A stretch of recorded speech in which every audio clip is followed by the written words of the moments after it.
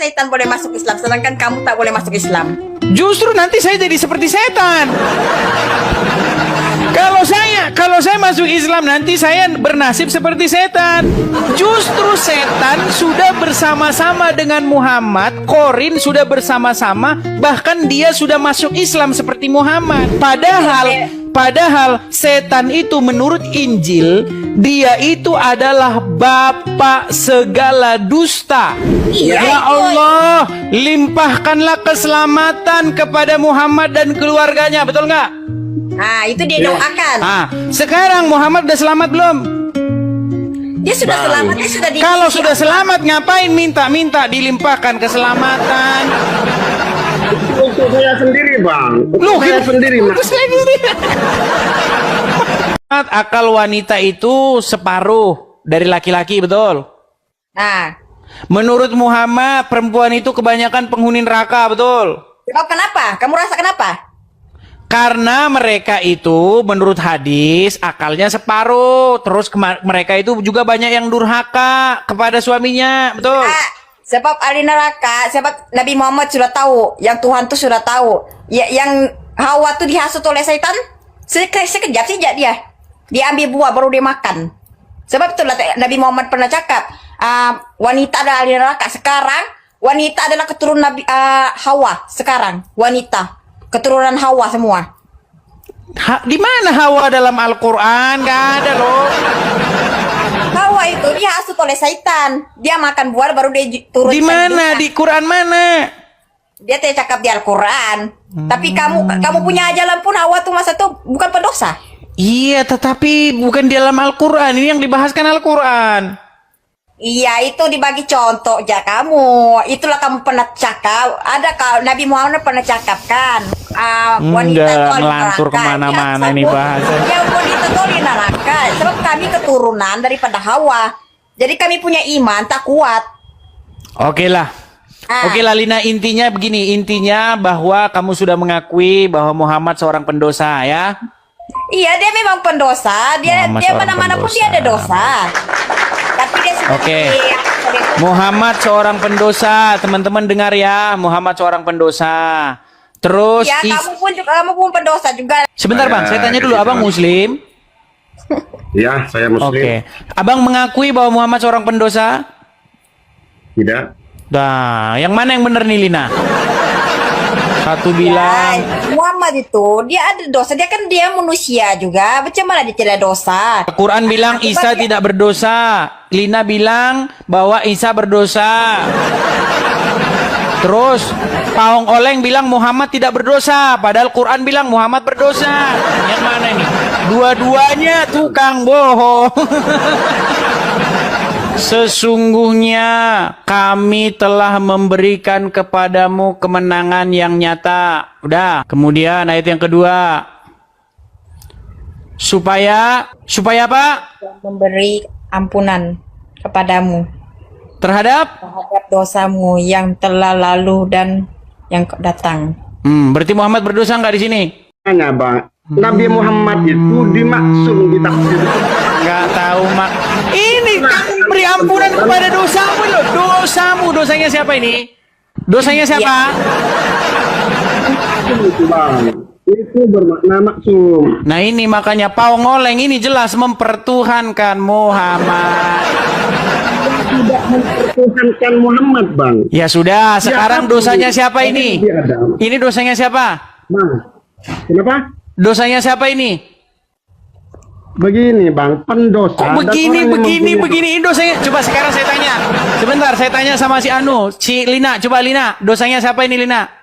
Ya lah, dosa Nabi Muhammad lah. Oh, gimana? Sebab kan Nabi Muhammad tuh kan kekasih Allah. Bila dia meninggal, dia tiada dosa sudah. Sebab dia tanggung dosa kepada wanita di dunia nih. Tuh, dosanya dilemparin sama wanita tuh. Dia akan hormati semua wanita. Bagilah wanita harga. Berat, saudara-saudara. Sekarang wanita dihormati sudah oleh lelaki-lelaki, termasuk kamu juga. Oke, jadi intinya gimana lah sekarang? Coba, Muhammad itu berdosa atau enggak? Coba. Yuk. Bang, Bang, begini, sama halnya dengan Allahumma sholli ala Sayyidina Muhammad. Itu kan mendoakan Nabi Muhammad. Bukannya Supaya apa? Nabi Muhammad Supaya apa dia didoakan? Itu Supaya dalam apa dia tafsir, didoakan? Bukan didoakan itu, Bang. Makanya abang itu kalau Tadi dibilang baca doakan, Al-Quran, sekarang nggak didoakan gimana sih?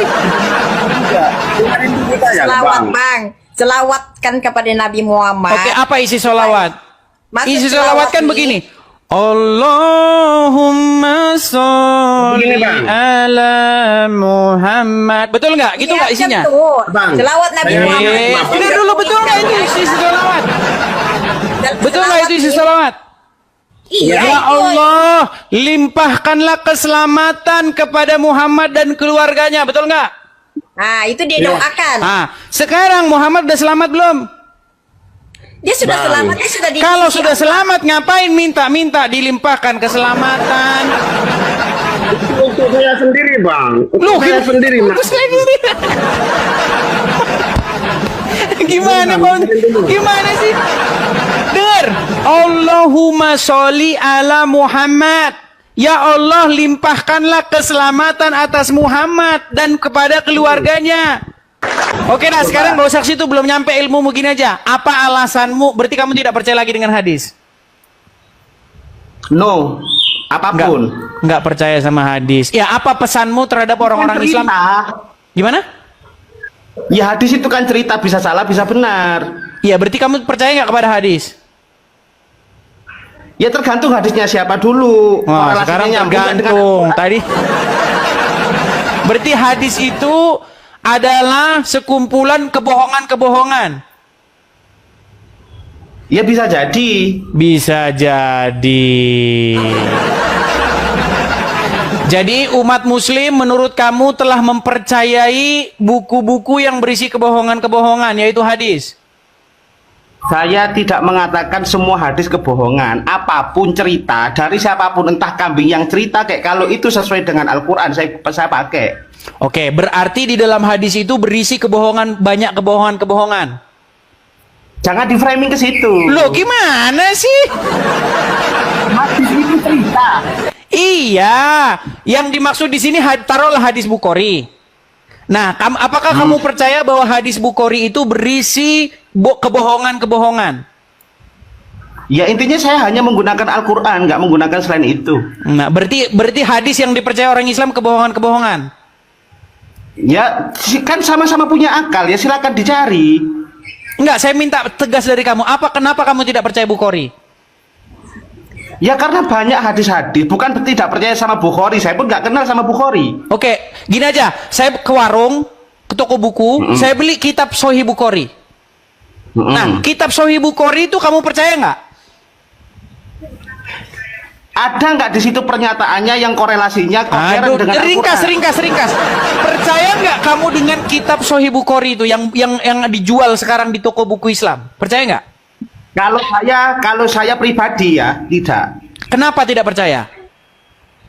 Ya karena jauh dari kebenaran. Jauh. Berarti kebanyakan orang Islam percaya kepada kitab yang jauh dari kebenaran itu. Ya kalau saya pure Al-Quran. Nah, sudah nyata, sudah ya, nyata. Pure Al-Quran saya. Jadi- Kalau Quran kebenaran. Andaipun seandainya saya tidak logis, bukan berarti Qurannya nggak logis. Logika saya belum. Oke, sekarang kalau kamu hanya percaya kepada Al-Quran, tolong jelaskan bagaimana bacaan sholat menurut Al-Quran.